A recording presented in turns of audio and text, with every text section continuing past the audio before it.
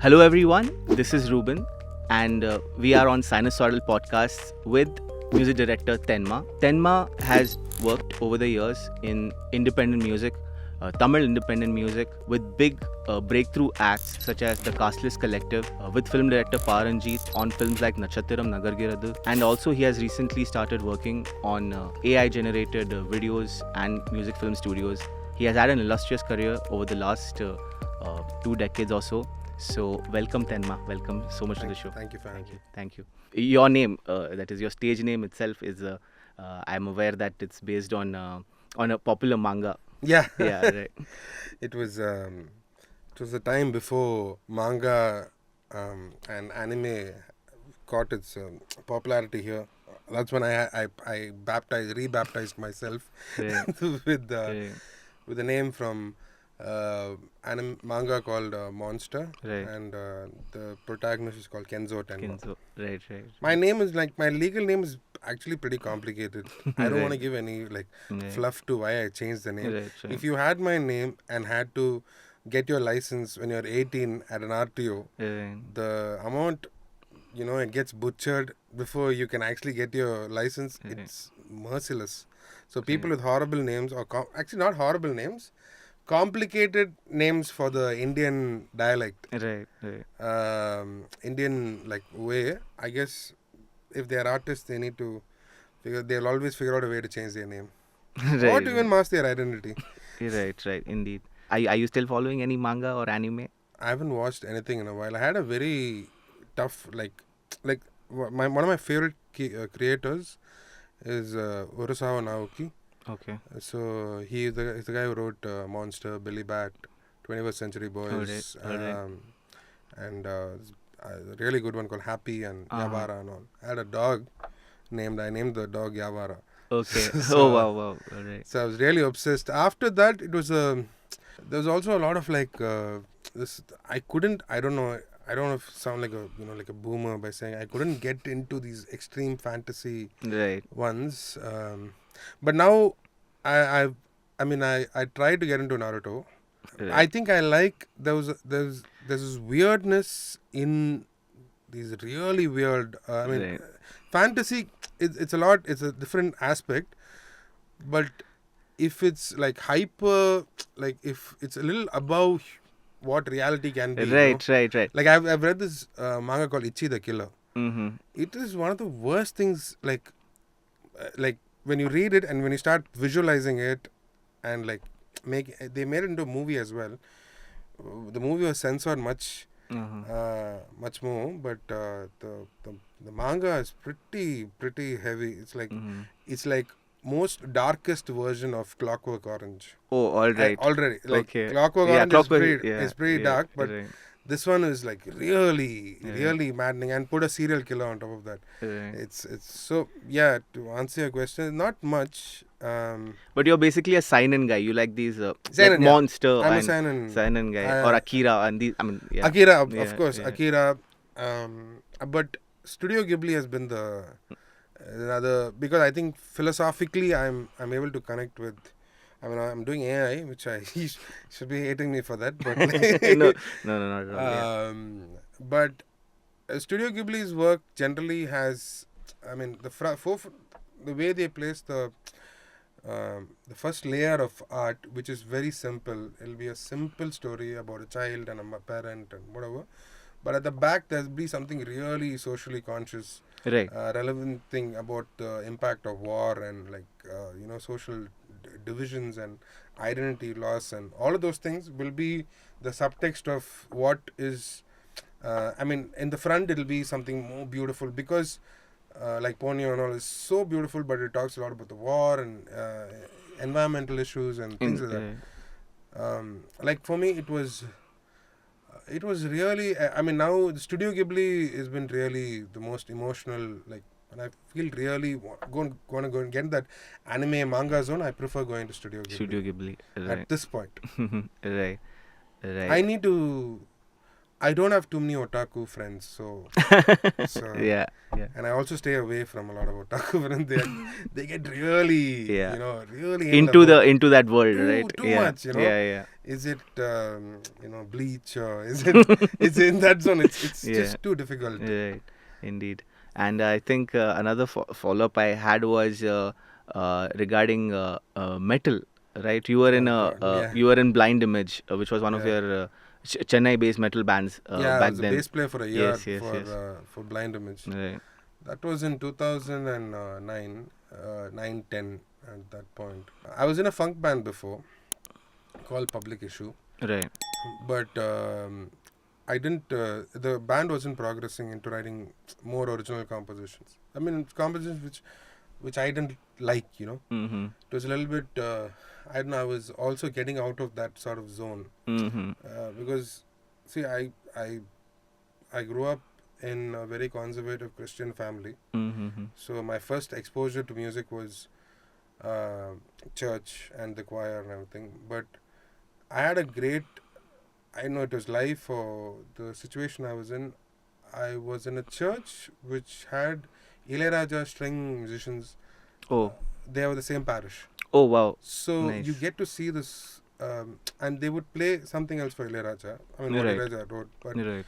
these guys, they were like the David's family. Mm-hmm. The Rosner David, I mean, like the son was Rosner David, but there was Randy, Judy, all of these I don't know whether they're Anglo-Indians or Tamils, or like the Tamils who were raised in Anglo-Indian lifestyle, so they were exposed to jazz and gospel, classical music early on, and that's a sort of ecosystem. Even people like Keith Peters and Right. Carl Right. Peters, they all come from that sort of an ecosystem. Right. So I used to watch these guys live a lot. I mean, in church. Oh, wow. And I was exposed to very complicated jazz in the context of church, and Yeah. we used to play organs and everything. So this environment is what I grew up on. Thing, and there was also like early on an evolution of trying to pursue something better than what we are in the current state at which we are artistically. But when I got into college, I mean, I was very exposed only to this music and jazz. Dave Brubeck and Dizzy Gillespie. Mm-hmm. That is apart from this, or like Thriller, the most mainstream Thriller, Okay. Backstreet Boys. Okay. Actually, Matrix, the album of Matrix, weirdly. And Mm-hmm. so while there was a lot of confusing exposure, and when I entered college, I met you must be knowing Offro from Yes. Offro and me are classmates from when we were like school, childhood friends. So we met again. He was briefly in a different school. We met again and we started a band together with a bunch of other guys, a funk band. But we didn't, I mean, both of us didn't, I think it was an earlier composer mentality, music producer mentality both of us had, which life led us to where we are. Right. Even working in the same industry. Mm-hmm. So he left. I joined a band called Nerve Wreck with a metal band that time. So I was in the funk band. I was also trying to get out of the funk zone because I didn't like the music that was going on at that point. And then metal, math metal, and that time Meshuggah and okay. we that was the earlier times Meshuggah and Gujira started. Right. See, this is still like 2000s. Yeah, like not. I mean, 2009. We still had to. There was Guitar Pro and all of those things to learn these time signatures, and most of us were not like. I mean, I studied a bit of classical music, classical guitar, but the context of this sort of music, metal, and we were watching all these documentaries, but you could see there was the understanding of rhythm in metal is unbelievable. Right. Because it is a lot more rhythm focused and time signature focused and groove focused than other forms of music. They took a little bit of more effort in it. There is obviously technique in other forms, but like continuous time signature changes. Right. That was at that age felt also like it's I want to learn this. I want to do this. And at that time I got exposed to a lot of Pantera, Slipknot. So I want to do that. Blind Image at that point was the only original metal band. Oh, okay. In Chennai. Yeah, and I was getting a little turned off by this cover situation. Right. Like very early on. So, but Public Issue wanted to play a lot of covers, but that's their prerogative. That's none of my. But I could just leave that situation away, and I went to Blind Image. Blind Image at that point also was looking for a bass player, so I started playing, and there was a lot of learning, good learning in Blind Image. We had like one of the guitarists from Blind Image studied at MI. You know, like MI Musicians Institute. Yeah, Musicians Institute. Right. He was studying under Alan Holdsworth and like Tosin Abbasi, and okay. It was that he was in a band called Polarization. It's a California-based band, but I think it's defunct now. Mm-hmm. But he was an excellent musician, Prashant Matthias. Okay. An excellent musician back in the day, and there was also the scene, the whole ecosystem. We used to come to Bangalore. Bangalore had a very, very active metal scene. Even Bombay to an extent had a good metal scene, but Bangalore was still a better. Chennai was pretty good. Had a very good metal scene. I in fact thought nothing existed beyond metal. Okay. It was so good. So you were a metalhead. I was wearing a Death T-shirt. Right. I still am a metalhead. I still when I really go, but obviously people around me are not. I try to now teach people who are not exposed to metal about metal in a very different way. Right. Like, for example, when I did Casteless Collective, Indeed. I worked with the drummer, Manu Krishnan. I knew him from when he was we knew each other from when we were teens. So when I called him back for for this sort of political folk idea band. Right. Got a metal drummer. Even he tells me, dude, I don't know. I played for so many metal bands, but this band has been the most metal I've ever played for. Of course. The loudest band I've ever played for. That is indeed true. And this is truly the most and ruthless band I've played for. Right. So, but yeah, metal, I think by 2009, it was a big influence on me. Like, really, I love the brotherhood. I still love the brotherhood of metal. And I love the music, the expansion of what it has become from what it was. Although there might be some opinions on new metal and like grindcore and things like that, but still I feel it brought a lot of weird and lonely people also, and built one system for them to have this conversation through music without any sort of. There is egos, but I feel there is less ego in metal compared to other spaces. Genres, yeah. Right. In Casteless Collective, I think the heaviest song you have is Kota itself, which is a hard rock kind of song. So we can hear some of that of your heavier sound.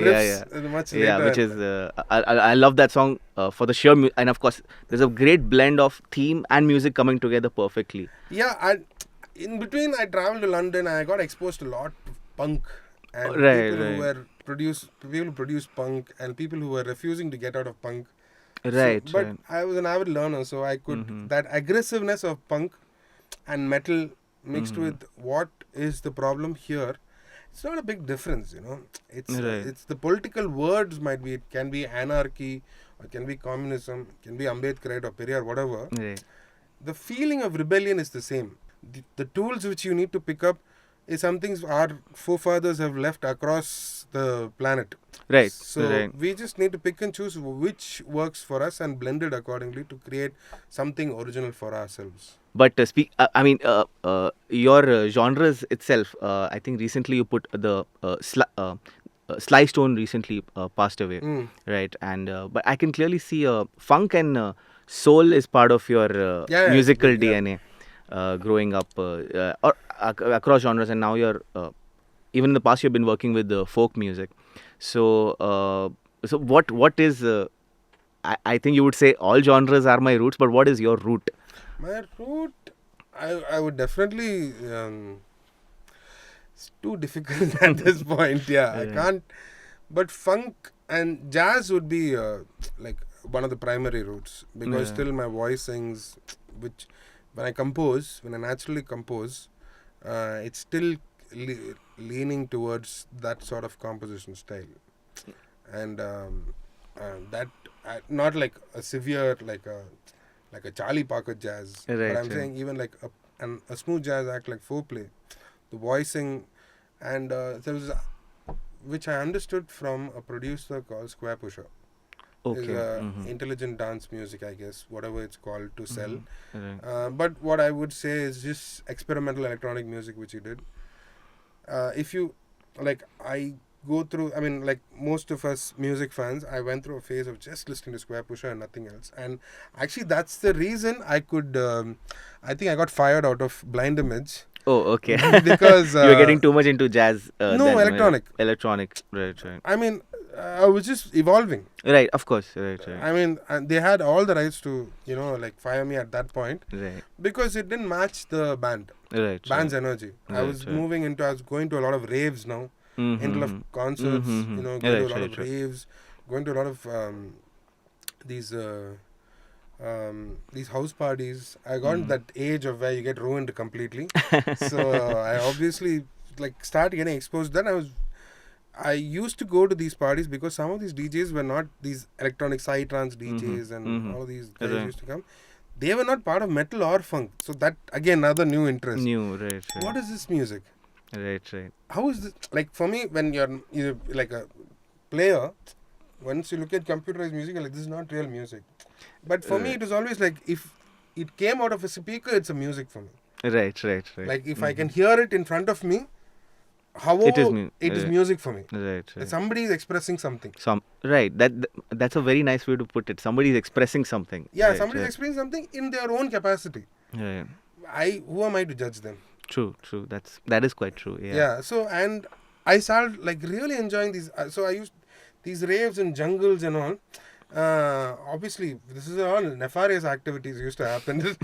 So these large speakers and this music used to hit me, and they it was really changing my perspective on beat. And suddenly I went from all of these polyrhythms and these complicated harmonies and just moved out to a 4 on the floor and just how many bars is this going to go? Why am I liking this? Right. Indeed. So that means what is happening to my brain when I consume psytrance or tech or any of that genre. And then, so anyways, coming to that, that's the point. Was with Square Pusher. And with Square Pusher, I realized he's a jazz musician. His electronic music, the foundation of his electronic music was jazz voicings. It became the 7ths and the 9ths, and suddenly I could hear that in my ear. And I'm understanding this individual beyond just what he's giving me. He's projecting on a superficial level what I'm seeing. So now I can see, okay, he's heard jazz. He's coming from jazz. Because what he would do is open for himself with a jazz band.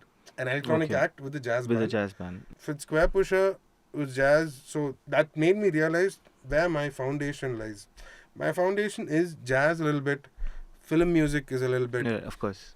Exactly. A lot of great art comes out of limitations. Yes. And when he did, what he did, the electric bass guitar is a fairly new instrument. Indeed, yes. Yeah, it's the last 50-60 years only it's been active. Right. So you can be a revolutionary even starting tomorrow.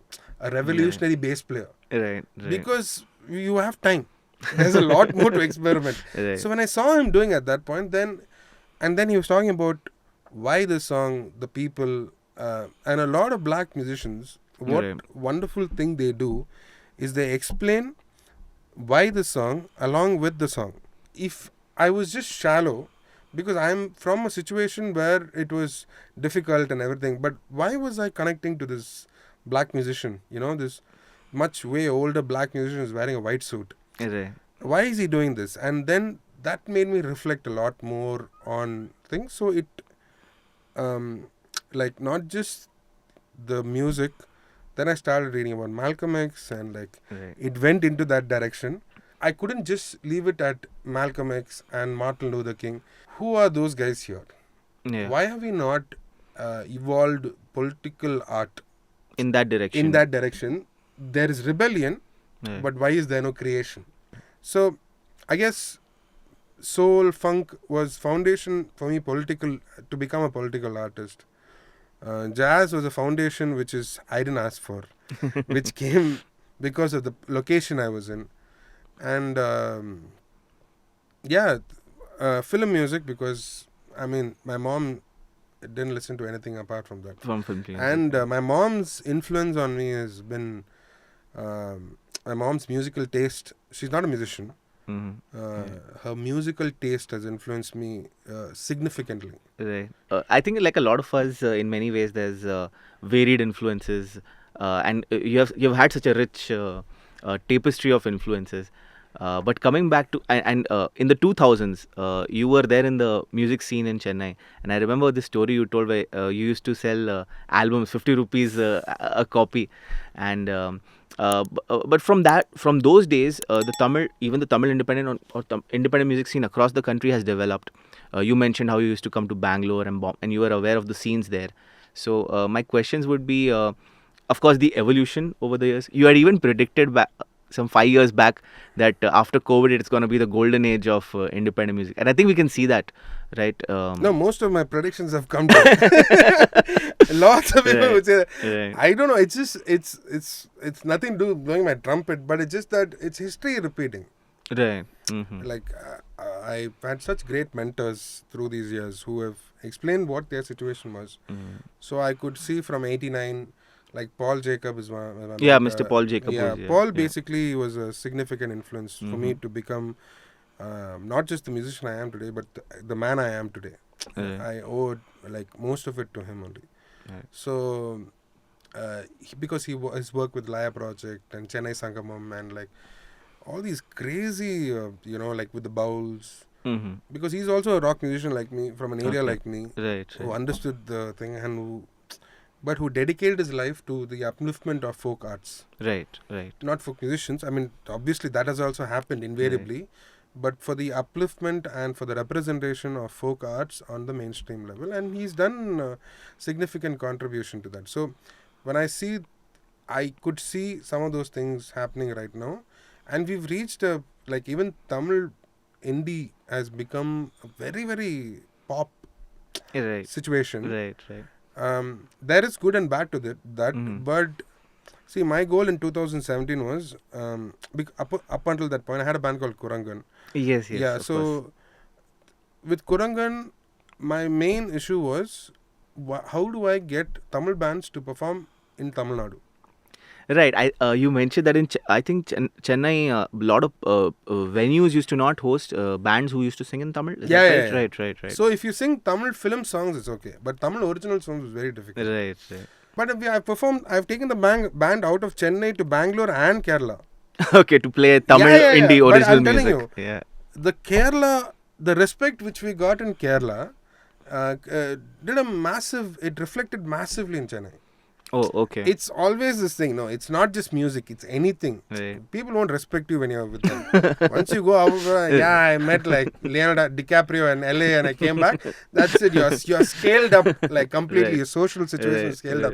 So, but even getting the Kerala gig with Music Mojo at that time, it was huge for all of us. And we got that gig and it gave us a really good social agency. And that coupled with a few things in Chennai, some good placements, and our songs were starting to do like not compared to what artists are doing right now. The numbers which we were doing were small, but we were trying to sell Tamil music in a desert. I guess that was the situation back then. You would say. Yes, now people be like, "Oh, you don't listen to Tamil indie or like this thing and all," and like some random things that you like. I think somebody told me, like it's like a dating question nowadays. Oh, okay. And like somebody is like, if you know Kurangan, people engage in a relationship. What? Oh, okay. I mean, it's like, but it's nice for you. I mean, your band has become your old band has become a legacy now. Yeah, I mean, both my bands. I did it twice. You know? So it did create that impact. But I mean, I was not really looking forward to that. What that outcome might be, but my only mission was at the present. My problem was at the present was to make these songs work. Right. And also make these songs work because it was just Tamil lyrics. Indeed. It did not work outside of few sections. Right. So how do I make it relevant to a non-Tamil speaking audience and take them seriously as music as well? Was to enhance the compositions much better. not just just like a folk or pop song, to have like guitar solos and bass solos, something though what we did back in the day, to bring that back, that gave us some engagement outside the direct space you were in. Just the Tamil space, and we got one of our good paydays was also from Bangalore Humming Tree, and it's actually a Radio City gig at Humming Tree, which gave us a good payday. But Humming Tree is also a great place. Bangalore was a place, sadly. Was a great place to perform. So, anyways, we I mean it is in right now. I mean, anybody can be an indie artist. Which I'm really happy about. Because that time I want a Tamil indie artist to get a stage. But right now it's abundance. It's the abundance which people like you created, right? It's all of us created that. I'm really happy that it happened. Like one day a Tamil film composer should be on the same level as an independent artist. And it has happened. With like an Arivu, with like Asal Kola and Pal Dabba. These guys have significant social capital, with their identity and their songs and story, and who are these guys? These are random guys like me only. They were not belonging to any classical or any sort of ecosystem like that. They are from the alternative, of course. So that basically gives me so much confidence. I am from the alternative. Whether I work with them or engage with them, I don't even know Pal Dabba as a person, like who he is or anything like that. But I am very happy that somebody like him won today, because that is a fight we were fighting for very many years, and it's his win invariably is a success to me, whether he knows me or not. Because that was my main target with Kurangan. Is for Tamil acts to get on stage and get recognized on the mainstream. But Casteless Collective did that. Yeah, of course. Casteless Collective was your big breakthrough, you would say, right? I see, with Kurangan, we pushed it. We got a lot of social capital, but which stopped after a point because whatever, time and, adults, we had, different people. People change. But with Casteless Collective and Ranjith, you won't believe it, I planned the whole thing before I even met Ranjith. The thing is, it was right at this time, I think you were frustrated with somewhat frustrated with the system. And then Mr. Ranjith called you for this project. I was frustrated because now I understood what the problem was. This was casteism and classism going on within the scene. And we don't realize our privilege and conscious. If however deep you dig in this country, the final problem will come down to some caste issue. True, that is quite true. Yes. You will go to that, like some issue within the caste, outside the caste, because of love they're killing. There's so much honor killings. All of these things are happening. I realized the things stopping me were the lack of privilege at certain situations, the lack of accessibility, and the embarrassment of an unknown group getting a mainstream stage. Unknown, who are these guys? Look at, I've worked, before I did the Casteless Collective, I had so many people come and talk to me not to do it. Oh, right. Because I guess... politicians also, friends of mine who are politicians also who have told me, insistent that I should not do it. But that made me do it. Of course. Because they were not providing stages for anybody. So when these guys... I knew people started coming out as who they are in these sort of dire situations. I was frustrated with the scene in 2017. I couldn't get into these clubs here. So I started calling out these people. Direct names. Whatever. I became... Somebody had I think once you rebel, people in the system... When they know what is the problem. If it's like, no, we are not getting stage. That victim position... that's when I was not getting any sort of I was not getting what I wanted. But then when I started reading more about Periyar, of course, it started fueling something inside me, which started enraging. Then I started calling out the casteism. I said, all of you all, you guys, I know what this is. this has been going for far too long. I am done with this bullshit. Either we change or we are going to collapse. I started getting isolated, but a lot of people felt what I felt. Right. And this time not with musicians, but with artists from other aspects like photographers, filmmakers, dancers, sculptors, painters. Women. Like, I had zero connection with them before that. Right. And then they reached out to They you when reached you... out to me. Yeah. People understood what I was about, and I started creating a collective. I created a collective called Madras Indie Collective Yeah, of to course. have Yeah. conversations about this situation, and primarily not to create a hostile environment, but what I would do is, okay, how do we Address this issue. but not preach. So, and I would take the guys from this sort of situation, from North Madras, who are not getting access to this situation, and put them into experimental jazz situations. Right. I remember you saying this, that you were basically putting audiences who are not exposed to that kind of music To see what would happen. Yes. The impact of the NEET, this young girl called Anita, Right. which really impacted the state a lot. Yes. And at that point, there was this video which came out of Ranjith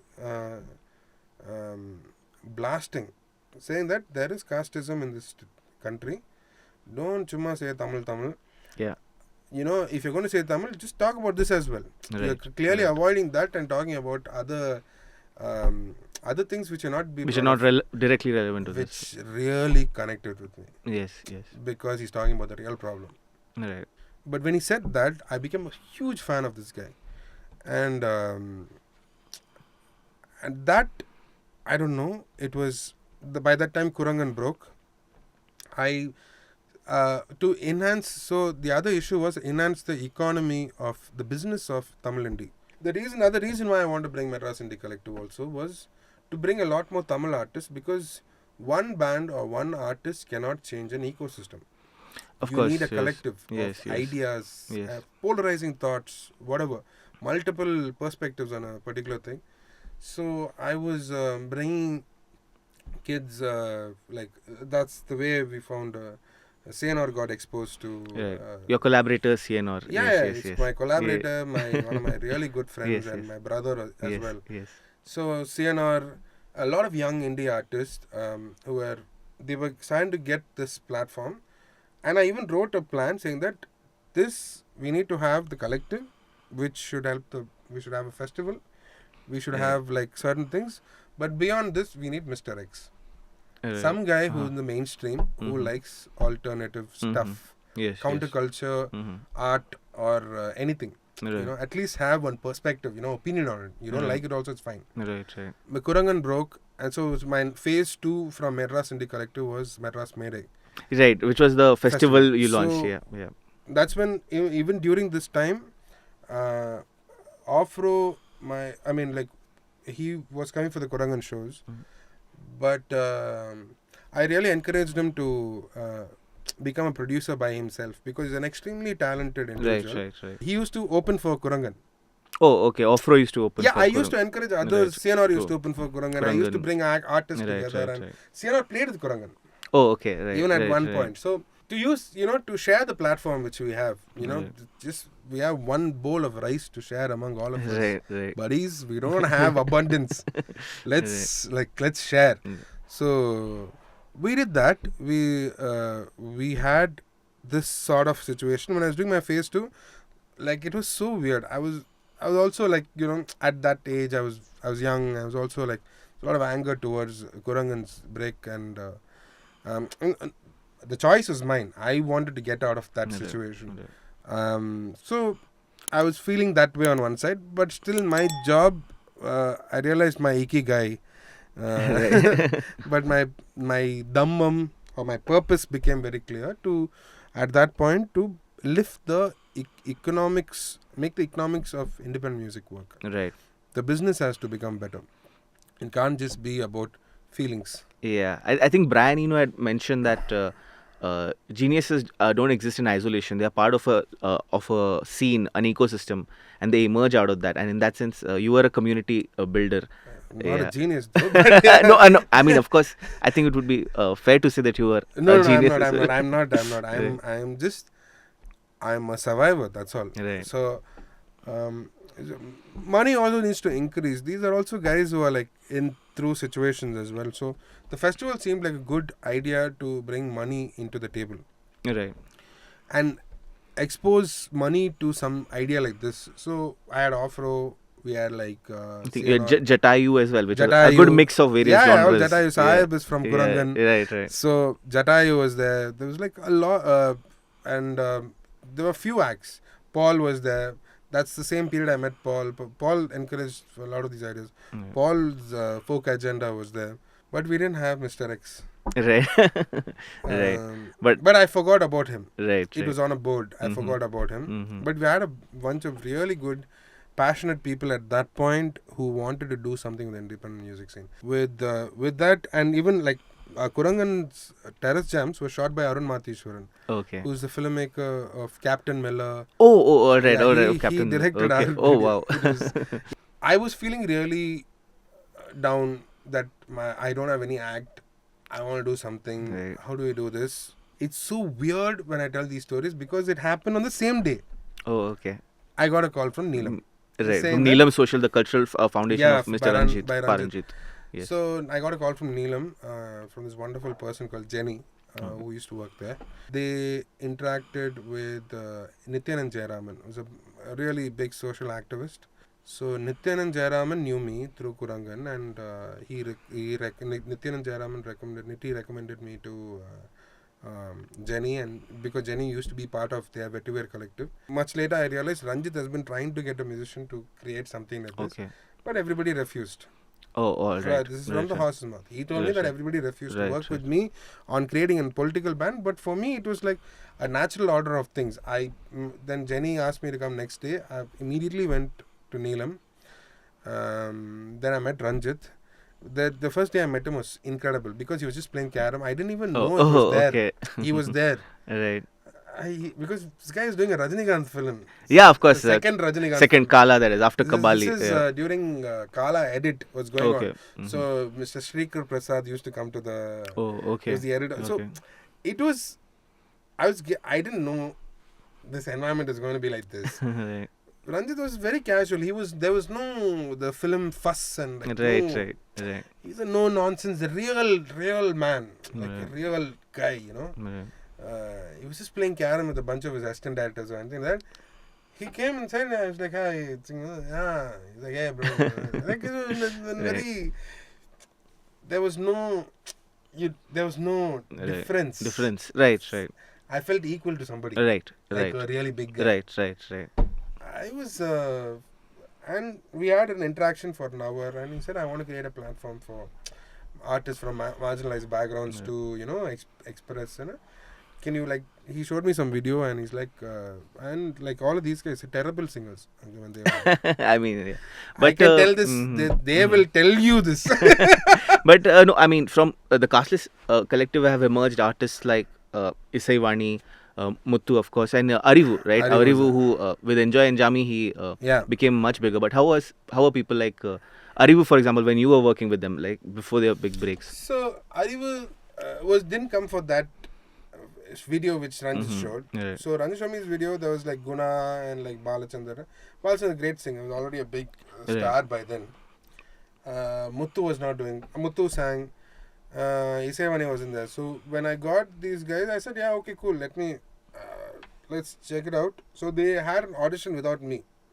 Oh, okay. Just to filter out artists. Artists, right. So because he's a big guy, he said, he just put out a word on the street that we're going to form a band. Right. I think you mentioned that everybody came because of Pa Ranjith, but we wanted to find Yeah, so they all immediately came. Anna, the whole flock came. Right.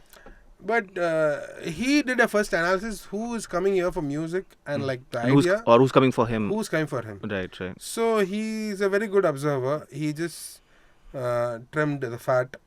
And then I had over like some 100 odd people who would have auditioned to me. I did the third round of auditions. Oh, okay. So when I did the auditions, that's when Arivu turned up. Oh, okay. Arivu, I knew from day one something's going to happen. Oh, okay. Like it was too obvious. Right. This was way before anything. Right, before, before Even everything. Isaivani was too obvious. What they're going to do greatness, we don't know. Right. It's up to the individual. Right. But that spark of dedicating their life to the progress of their art, Right. that is what I saw. That fire to create something Right. without money. Right, I guess, yeah. That was the yeah. spirit. Like Mhm. Arivu was a little bit privileged. He's got like whatever. But the other artists are even in a much more horrible situation. Right. But they still do music. Yeah, just for the sake of it, right? In any situation like that, to go to like Chennai or Bangalore or Bombay, any musician from there, they were dropped at that financial status. Right. They would have shifted to IT. Right, of course. Or like, yeah. do some, run a music school or whatever. Right. Just Right. whatever. You're going in that direction to stabilize your family, which Right. is understandable. Yeah. But these guys were refusing to do that. They were refusing to be anything else, which really inspired me a lot, which gave me the strength. So where does real music and musician lie? What is real musicianship? Right. Is it just playing that complicated liquid tension experiment solo, or is Right. it like refusing to do anything else? But Right. I will dedicate my life to do this and become the music which I want to be, Right. which they had. We were filtering out. Finally, it came down to 20 people, and I couldn't reduce that Reduce it further, yeah. because they got emotionally invested. Right. And I was like, Seri, let's do it. And Ranjith, he had just finished like 2 Rajinikanth films, so it was a big pressure on his thing. So he went on a holiday. So at that point, he said, he asked me, this was like December 10th, 2017. He asked me, bro, like what, bro? Like, do you think we can do something with this? I said, I'm going to make stars out of them, 100%. Right. But he said, let's do a show on Christmas, 25th. Oh, okay. Because it's a holiday. Right. Like, sort of, we'll do something. Right. But it was too short. Right. I said, I need at least 20 days. So, what we did was, so in that progress, you could see people are failing along the way in those 20 days. Right. I had to make 20 songs in 20 days with 20 people. Right. And you are also giving them political classes and morning. So we divided the day into like the first half was like first 1 to 2 hours. There'll be journalists, activists, like guys from that. Nitty did one day on an environmental thing. Oh, okay. One day we spoke about caste issues. One day we spoke about labor rights. So this is something they were getting exposed to. It was an incredible residence. We turned it into a residency. With my label at that point called Madras Records. Right. And it was a collaboration between Neelam Culture Center and me. Your label at that time. So we designed this residency around them. And it was very tough. Right. Right. I think you have mentioned it in your it is not interviews. easy. Yes. It's not easy. Right. Like, it's very, very tough to start a political band with with issues internally, what we generally have and everything. So it was difficult, but we did it, So yeah, I mean, these guys are what they are today, but their foundations really started off really different. Right. And there's a different sort of like a bond we built through these years. Even till today, we have that bond, although we're not together. Yeah.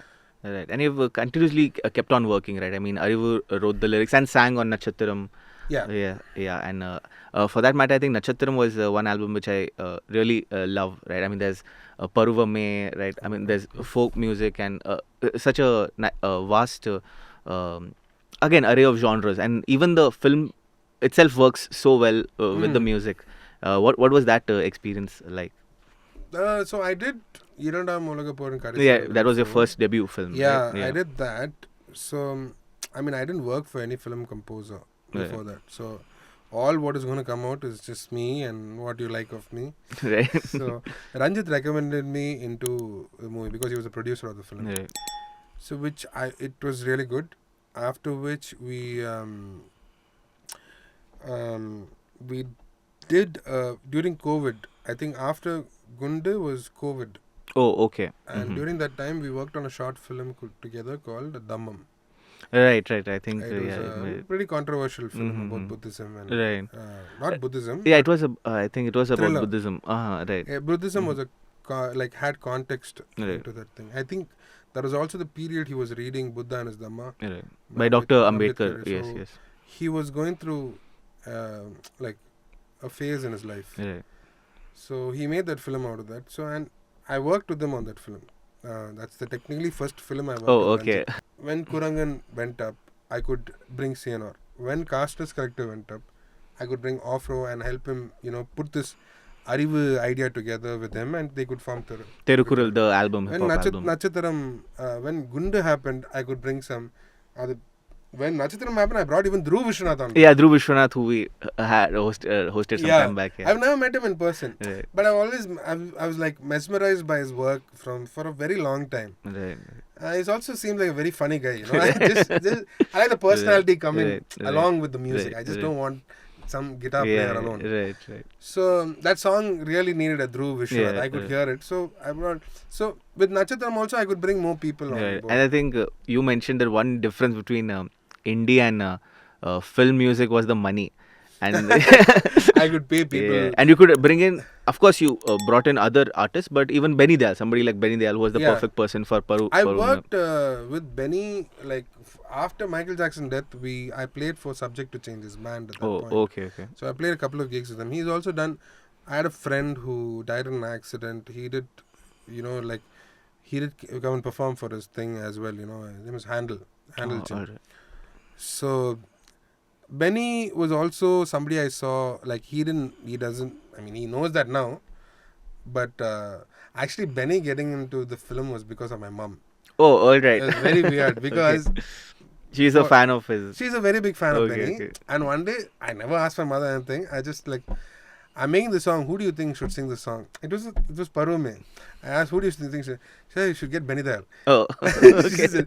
She's a very good singer. And Right. when I told Benny Dayal's name to Ranjith also, he was very excited. Right. Everybody is very excited. Yeah. So it's wonderful to work with him. He's a great guy. Right. Benny's a really good guy to work Yeah. with. Yeah, and I think he works with a lot of indie artists on a He lot of really these supports, he's a guy who went from nothing, I've seen it things. Right. in front of my eyes, to S5 and to all of these incredible work he's done, the body of work he's done, Right, and managed to put, I used to see him as just this, duffel bag and he used to, I don't know whether he had time to breathe and eat or anything like that. Right. He was busy. He Right. knocked on every door. He created those opportunities. Right.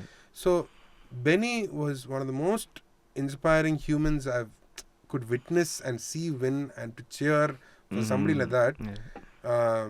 And to eventually call him for my film to sing Right. was such a beautiful moment for me.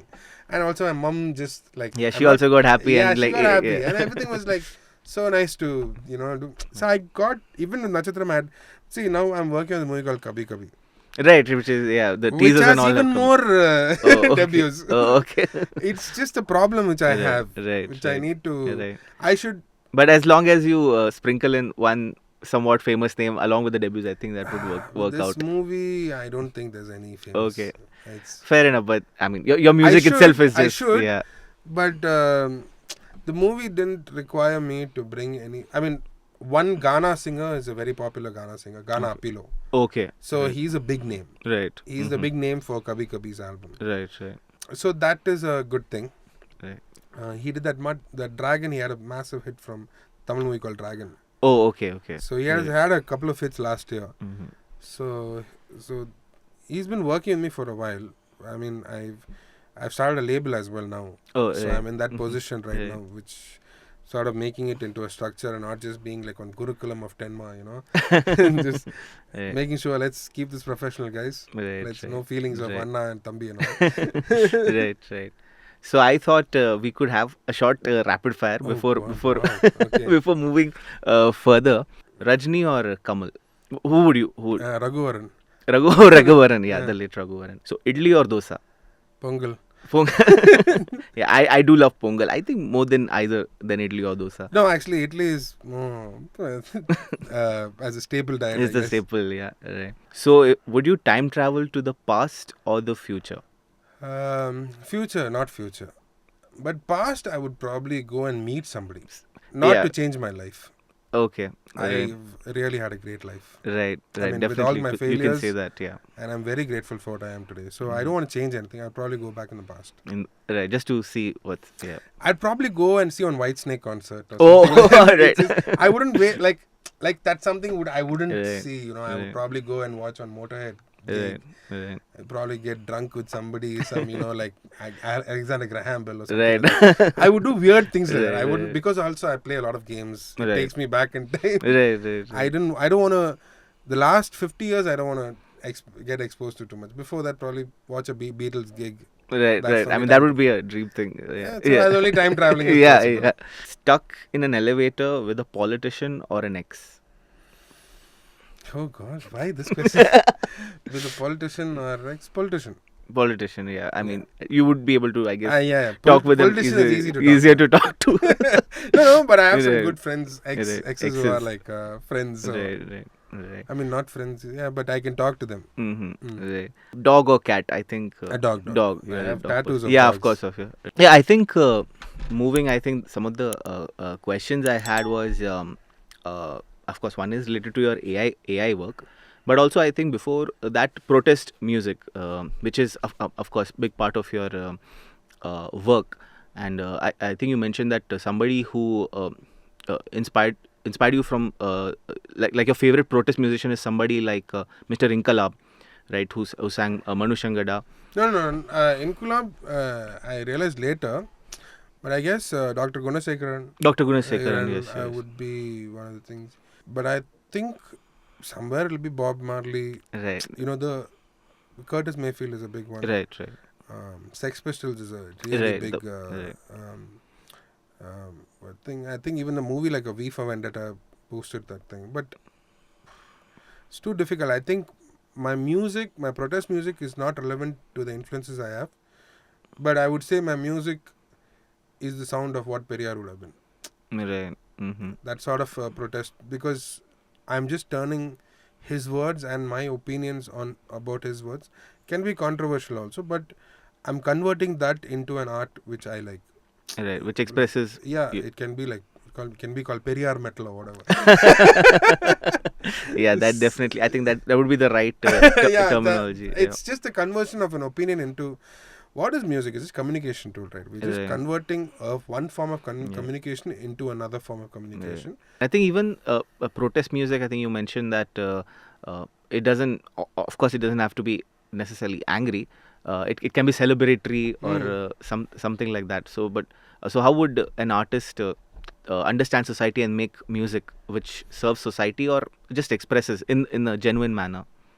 I really love this Tom Waits quote. It says you have to tell horrible truths with beautiful melodies. Right. Okay. Right. So there should be some sort of edge. Right. In what you say, in as far as protest is concerned. First of all, understanding who you are in the land without shying away from our own internal prejudices. Right. Even if you feel at some point I'm superior to this people, you've lost. Right. As a musician, as a human being, you've already lost the battle. But if you are able to understand who you are, work with the context of who you are and how you want to evolve organically without stressing out, and see, everybody in this world has got some issue. Yes. So whether you're an upper caste or lower caste or whatever it is called, everybody has got some sort of issue. Speak your problem with complete truth, not expecting anything in return, but just delivering for the sake of art. Right. Will get you to any music, but if you want some answers, you have to push to the edge. And I think you even mentioned that good songwriting has a somewhat simple message. The core of the message should be simple and direct. It should be the idea of collectiveness should come and protest music, because it shouldn't just be I'm protesting everything in this world. It should be like for something. Some purpose should be there. Right. Otherwise, what is the point? Right. At least for somebody to hear or somebody to lift, somebody or a fight, whatever. Just have the context in hand. I just wanted to ask, have you watched this movie called Yatisai? Or heard of it? Yeah, I've heard of it. Yeah. Right. Your recent EP, the Ostracized Guardian. Right. So that was I mean, you had already recorded it before. But Yeah, then, way before. It always way happens. before. I know why happens. And there were a folk wind percussionists and percussionists who have worked on it, along with Muthu, who has sung Call of Madurai Veeran, Valor, and also Angamma, the song. Angalamma. Angalamma song, which and it's a electronic psychedelic kind of album Psychedelic with folk elements. And so I wanted to, of course, talk a bit about the sound and the story as well. So which is about Madurai Veeran, a DT from Tamil Nadu. And you mentioned how basically Muthu wanted to create a devotional kind of album, but you're not a religious person. So you were trying to find what is the story behind the DT and the ideas behind it. In a lot of our dominant culture, we see stories being told in one particular manner, but then we have to find what is the thing which the reality behind it or something like that. So how do you go about it? See, last few years I've worked with extensively the Tamil folk. It took a while. We were commissioned by the Edinburgh Fringe, selected by Pickle Factory India. So I wanted to get into the contemporary art space in organically move from where I am, why I didn't want to make it devotional, because it is a mainstream god. Like a devotional album. See, whenever I drive on the highway, I listen to Murugan, that TMS album. Right. Or like I listen to Nagur Anifa. Right. I'm not even like trying to get brownie points. If you get in my car on a highway, that is the only music you're going to listen to. Because the music, ultimately, it's the music. Yeah. I have no connection with Allah or Murugan. Right. But I enjoy the way they say the devotion they give towards the performance and everything. But I didn't want to be that. I can't do what Nagur Hanifa did. I can't do what TMS did. I wanted to do what I am as a protest. What would Johnny Rodden from Sex Pistols decided to do a Christian album? The same way I saw Madurai Veeran. He's a normal guy, born for a Saklian who's like the Dalit caste, who rose to power with the knowledge of arts and war, but it was difficult to accept after his death that this can be done by a Dalit. Right. So immediately sanitize him. Right. So, but this is the narrative fed even for the Dalit communities after that about what this guy can be. Now, what it does, it removes the pursuit of becoming great. And of course, the music itself, it's I mean, there are some. Yeah, it's trance-like, right? Yeah. It's a culmination of that. I was also exposed to a lot of this. This artist called Amar 808, and my music was also turning into an electronic world music. Right. I was moving into the world music space, right? Yeah. Space, because somehow I want to get, like working with cross-cultural aspects. That's why I'm starting my label for that. So I'm starting a label called Mother Tongue Music. Right. Okay. So that will be focusing on all of these cross-cultural collaborations. Right.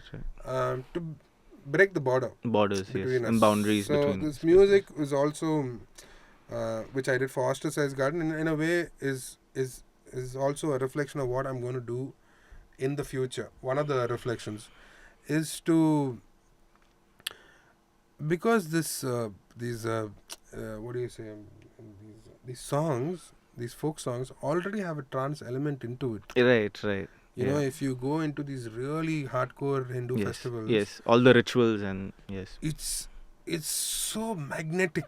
Yes, of it's course. It's magnetic, the music. Yeah. Why do people lose, those, I don't know what they do, the Samyar.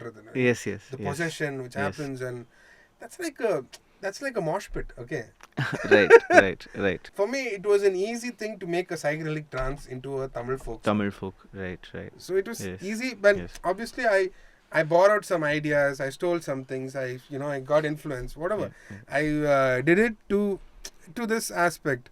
So a lot of like the North African electronic music or the Arabian electronic music, which is coming out last 5 to 10 years. There's been a lot of craziness. Right. People should check out this artist called Amar 808. Yes. You have heard of him? Have heard of him. Yes. This is yes. a phenomenal legend who needs more exposure. Finally, like when I talk about Square Pusher and what I am today, Square Pusher took his feelings and made it into songs, and now I've converted my feelings into this sort of place I am in. And also AI, this AI intervention also happened to tell the narrative. Right. You're working with visual. I think you mentioned you went to an artist residency in Indonesia. No, I did an arts leaders fellowship in Australia, and then I did. It had another part in Indonesia. Right. So when I started painting, yes. My music just stopped. Right. Because of all of this, this soldiering on. Yeah, hustling in the larger space. But hustling for money is one thing. But hustling for everyone's money is another thing. This fellowship's really the one. It was run by Creative Australia, which is called the Australian Foundation for Arts. So they did this fellowship for arts leaders. So they selected a bunch of people from different countries along with their people. So Philippines and Indonesia and everything. I was going through. My changes started happening there, and then when I went to Indonesia the same year for the fellowship, there's this wonderful painter over there. I keep forgetting him. Actually, I don't forget his name. I follow him. I just have a difficulty pronouncing his name, so I'm just going to say this Indonesian painter. He gave us a couple of tools, a limited amount of tools to paint, and I painted, which is my WhatsApp display picture. Yes. So I started painting. It was a childhood dream to become a painter and filmmaker. Yeah, you studied visual communication, and you wanted to pursue filmmaking. I wanted to pursue. I wrote scripts at that point very early on. This is while I was doing music, but music took off. Took off primarily. Took off. So that sort of filmmaking thing eventually that I started like painting a lot. Then talking to artists beyond just music to learn. Then I realized, okay, music is something which is there, which is also not there. What are we deleting to make this composition? So that I learned a lot from visual back to painting, because you can't just put all the 1,000 paints. Yes. To create some things. What I wanted, I realized I needed those 2 colors alone. So then I started using the color theory back on music, because when I got really depressed in between, the music shut. Right. You had a creative block basically, period. Human block. Okay. It's just not just create nothing. I couldn't move. I was physically in a very bad space. I got diagnosed with some horrible stuff, and it wasn't moving anywhere. And it opened up. The painting started opening up. I met a lot of really good people. There was a lot of like pushback when I started doing AI. Only pirated films is your AI thing. And I think you have mentioned basically that artists should not fear AI. There is a backlash, and there has been even a conflict between tech people and artists. Artists don't want to pick up AI, and tech people they're getting their revenge to be an artist or that kind of thing. But we should not see it from that perspective. And you yourself are working with indigenous artists and community, First Nations communities, and so on. And you're trying to use the technology to improve artists' agency. If you could tell us how is that working? But also a question which you might have been asked 100 times is what about let's say larger, bigger corporations who might want to restrict agencies? Like, what about that question? Gatekeepers. That question. Gatekeepers, of course. That question as well. I've been with gatekeeper problem from the very beginning. Right. This is not a big problem. Right. See, I understand it scares me at times as well. But tech, we've been selling music to sell tech from the time of radio. Right. Right? So, last few years, whenever I get into the billboard and when I look at, so I actively make music through Suno. Right. Suno, the AI. AI thing. So, AI platform where I do generate music. Most of my, I started experimenting with it. Last 10 years of pop songs, I don't know how much you can name whatever, but there's been a same set of songs. Yeah. There's nothing major developed. Yes. I don't want to be a boomer, like, oh, this is but I'm saying make it interesting for me. Yes. Like some new thing.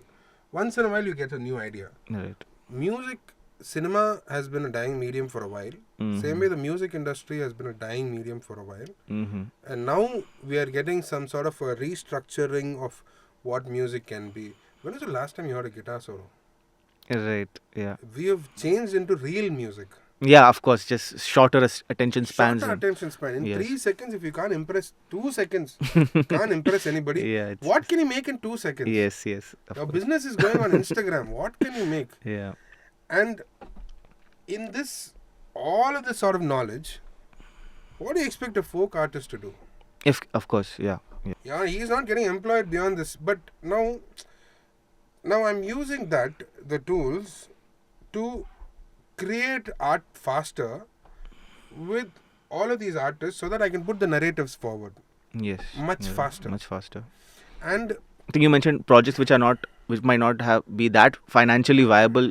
By reducing the costs, you'll be able to put them out. Yeah. see, music production is a very, very, very expensive affair. Yeah.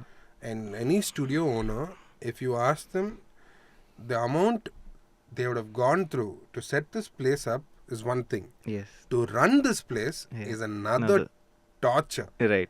People have come to the point they think music is free.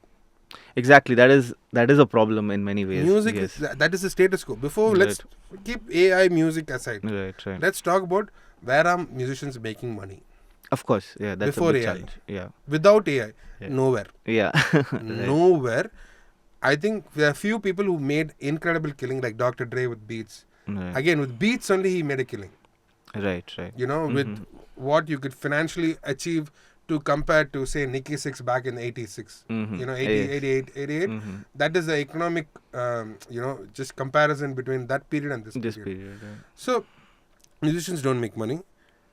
And coming back to AI, this folk arts or arts in general, art is being sold in Christie's at a very, very high cost. Right.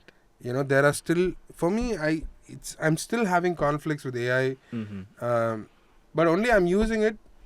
There is an conscious decision you have to make, because it's an idea which is going to develop by itself. You have no control. There are And it's giving equality to a lot of people. Exactly. A lot of young artists who I've worked with, they won't know how to write a form in English. Of But course. Yeah. That soft skills problem is getting reduced. Reduced through AI. Yeah. We have become, from artists, we've become content creators. Yeah. Right. That's our new role. Like, that's our new thing. There was no pushback for that. Exactly. And we became like Right. product deliverers. Not like, I'm going to express my feelings. That. Nobody wants to know that. Right. Nobody wants that. Right, What they that's want is 2 seconds dance immediately. But I'm a guitarist. No, you have to dance. Yeah. You have no right. choice. Yeah. Right. You have to do the most craziest things in the first few seconds, Right. And in that, an artist's mental health goes to a toss. To a toss. Yeah. So, and like, you just can't be a guitarist or a bass player or drummer anymore. You have to be photographer. Yeah. this, Photographer, that, editor, designer. and everything. Yeah. I'm saying, if now that music has become 2 to 3% of your life, that's Exactly. the contribution per, say, reel. Yes. The everything else is we have to work towards, like, edit and everything. But if the mundane is getting eliminated through AI. Yes. you are getting more percentage of time you can spend on music. Yeah. But the problem I understand is where now 100% is AI. Right. Yeah. There, this Velvet Sundown, there's an AI band. They got Right. 400,000 followers now. Right. Like, I don't know. It's just too complicated for me to give an ultimate opinion on, like. Yeah, but you've been working with people from Silicon Valley and all you mentioned. I work with, like, see, I'm on the creative program with Luma and, like, Right. Runway and Wiggle and a couple of these Yes, companies, and I work with them actively. I know the type of people, but there is a big difference when an artist who looks at art from an artist's point of view than from a technician who sees the art.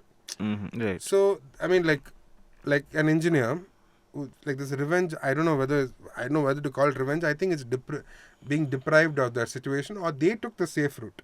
Mm-hmm. These are two things. The family forced them, or situation forced them into it, or they took the safe route, or I'll be safe like this. But I feel there is a big difference when artists, I don't want to call traditional artists, because I think that is a word which came by engineers to call these existing artists as boomers. They came up with this thing called traditional artists. Okay, right. So these artists need to contribute more using these tools. Right. If the mistakes of the engineer can't be reflected on artists who've been dying to create original. Yes. But like if the engineer says, yeah, you can do this, yeah, I can do this. Right. It's a big energy. Right. It's an unnecessary It's unnecessary conversation. I feel the artists, the problem right now, they are gatekeeping themselves. Right. That is. They are like, okay, this is what is wrong with you? Yeah. So I think the issue is that artists will have to work with this and find a way to. See, same thing. We had Napster. Same issue. issue. Napster when Yes. This internet thing is not going to last a long time. This CD thing is not going to last. This thing is not going to last. Spotify is not going to last. Shut the fuck up. It's going to last. Things are going to change. Right. What would be one album if you would be stuck on an island? Which would be that one album King you would Crimson take? Discipline. Oh, okay. In Crimson Joni Discipline. Mitchell's Shadow. Joni Mitchell's, alright. Shadow and Light. These two would be enough for me. Right. And what are some of your? You mentioned you're working with jazz bands and indigenous artists and so on. Some upcoming projects which you'd be working Mother Tongue with. Music, I'm launching a bunch of new ideas. A new rapper. Oh. An old Ghana singer, but new ideas. A bunch of new ideas which are coming out of that. I'm really excited about the videos I'm making. Sure, and honestly, looking forward to all of your upcoming work. And thank you so much for giving us your time. Thank you for having me. Thank you so much, Tanma. Thank you.